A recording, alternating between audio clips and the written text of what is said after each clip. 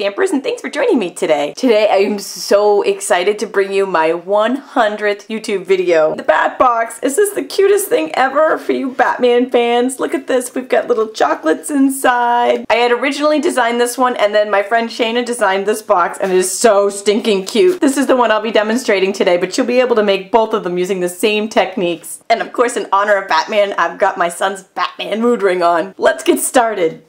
Okay, step one, we're gonna make the box. This is the Matchbox Biggs XL die for Stampin' Up's Big Shot machine. I'm going to cover this section with Delightful Daffodil because Batman needs delightful daffodil.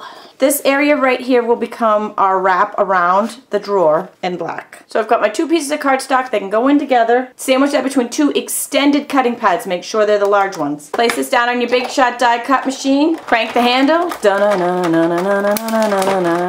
And when you remove this, you have your two sections. This will be our drawer and this will be our wrapper. Okay, so now I'm just going to reinforce the score lines that are already on this drawer. Once you've reinforced all of the score lines that are already on it, so fold in these corners here and then fold the side down over it. Do that on either side and then fold in your side nice and tight. You know, the super cool thing about this box is you don't need any adhesive. So super cool. Then you have your little drawer. Now I'm going to take the wrapper that goes around it and the same thing, just reinforce the score lines. I'm going to take some Stampin' Up sticky strip. This is super strong, like full, because Batman needs strong adhesive. Peel off your red protective backing and stick that together. This is the only adhesive you need on this entire box, was that one little piece right there. Can you believe that? None on the drawer at all. And that just slides right in. Awesome! Coming back to the scrap that we punched the shelf out of and our large oval punch.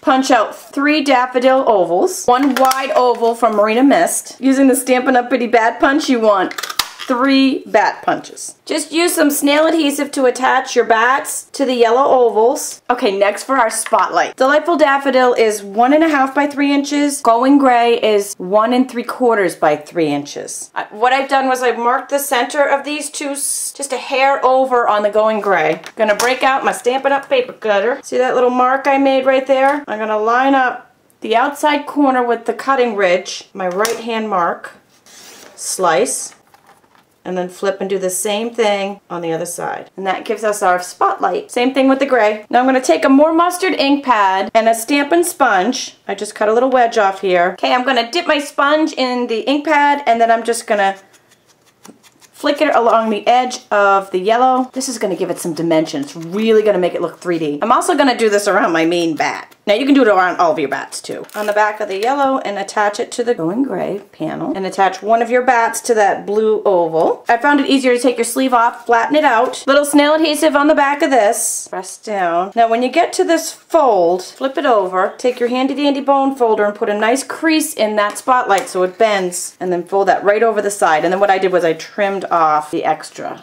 It really gives it that extra something to have it go around the corner like that. So I took some Stampin' Dimensional Foam Pop Dots on the back of that bat. Isn't that awesome? Oh my gosh, I love it! And you can slide that drawer right back in. And for our last step, you can't forget the candy. I use the Hershey's Miniatures.